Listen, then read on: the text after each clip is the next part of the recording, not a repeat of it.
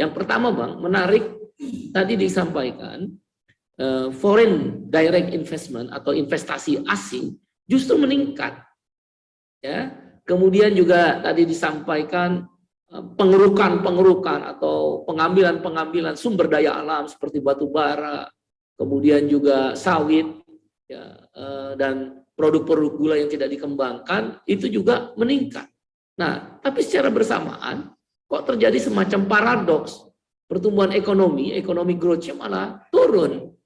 Siapa sebenarnya yang menikmati dari hal-hal yang tadi dari secara makroekonomi meningkat tadi?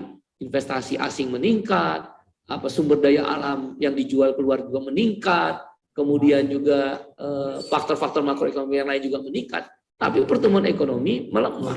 Apakah ini hanya sekelompok orang saja yang tadi Bang Faisal bilang, 10 orang yang menguasai batu bara, 10 perusahaan yang menguasai batu bara, bahkan Oxfam mencatat 10 orang pengelola HPH dan kelapa sawit adalah meliputi setengah daripada Pulau Jawa luas dari lahannya.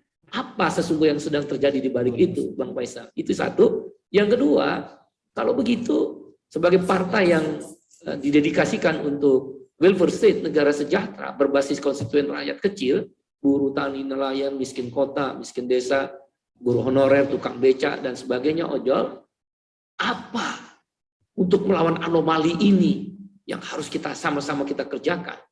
Apa yang dilakukan Bang Faisal, saya rasa itu banyak dilakukan oleh kawan-kawan di Amerika Latin, sehingga mereka rebound, revolusi Fink, balik kembali memimpin. Di Pedro Castillo di Peru, Boris di Chili, kemudian juga Eva Morales akan rebound kembali, Maduro tidak tergoyahkan, bahkan Lula da Silva akan keluar dari penjara, diprediksi akan memimpin kembali Brazil. Tapi kok negara kita tetap begini saja? Bagaimana di 2022 tantangan bagi kita yang menyatakan we are the working class, kelas pekerja. Kira-kira itu dulu Bang, silakan Bang.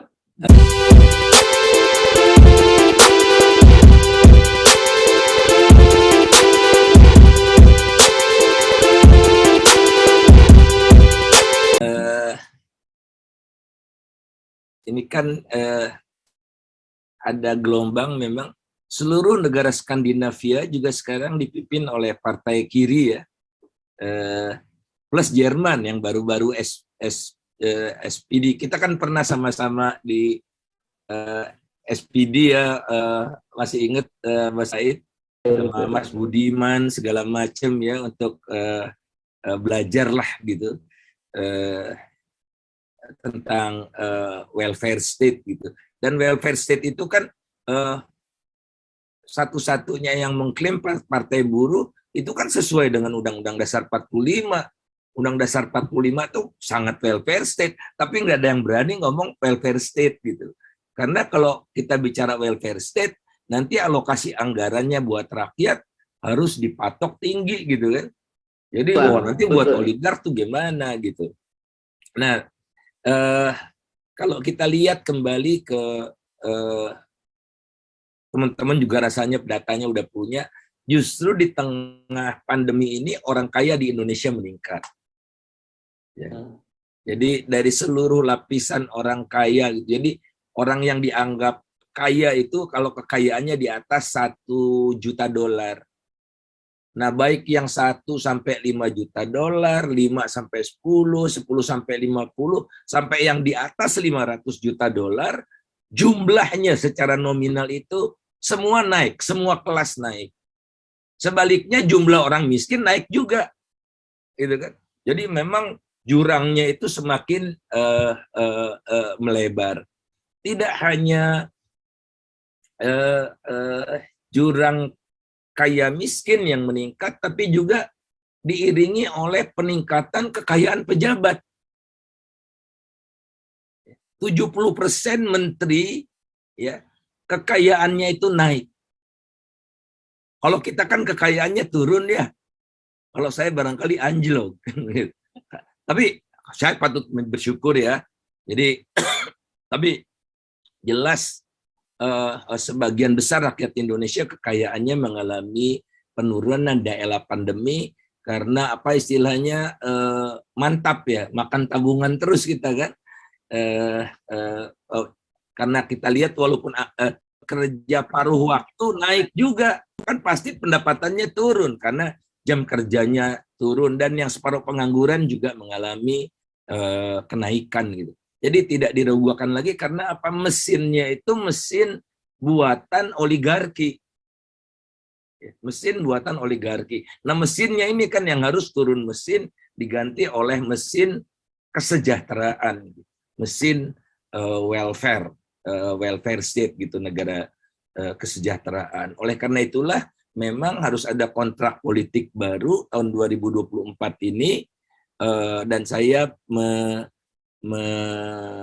meminta ya teman-teman di kampus, teman-teman di Indef juga, karena afiliasi saya dengan Indef, yuk kita bikin semacam konsep Indonesia nanti, Indonesia masa depan pasca 2024.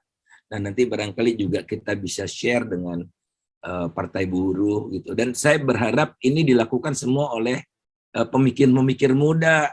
Ya jangan yang tua-tua lah, yang tua-tua pikirannya udah banyak karatan, yang muda-muda. Oleh karena itu pesan saya buat Partai Buruh, sekarang lapisan terbesar di pemilih kita adalah generasi Z, Gen Z, ya.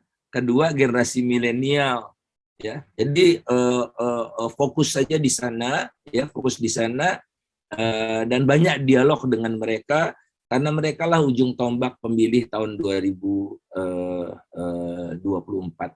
Sekali lagi kuncinya adalah bagaimana kita mampu bertransformasi, gitu ya. Bertransformasi dari kegiatan-kegiatan ekonomi yang eksklusif menjadi yang inklusif, intinya itu. Dan yang terpenting pula adalah mungkin Partai Buruh bisa berdialog ya dengan daerah gitu. Daerah itu masyarakat daerah atau pekerja-pekerja yang ada di daerah, organisasi pekerja yang ada di daerah, organisasi buruh yang ada di daerah, dan juga pemerintah daerah barangkali, karena efek dari pelemahan ini karena kita pemerintahnya semakin sentralistik, padahal ekonomi Indonesia beragam. Jadi saya berharap Partai Buruh ikut menjunjung atau memperjuangkan otonomi daerah yang lebih kuat, karena daerahlah yang paling tahu gitu masalah di daerah itu sendiri, mengingat Indonesia itu sangat beragam. Dan terakhir, kembali ke jati diri, walaupun ini Partai Buruh orientasinya darat ya, kecenderungan darat, tapi ingatlah bahwa Indonesia ini negara maritim. Kejayaan Indonesia akan terwujud insya Allah kalau kita kenali jati diri kita sebagai negara maritim. Nah, itulah kira-kira yang bisa saya jawab.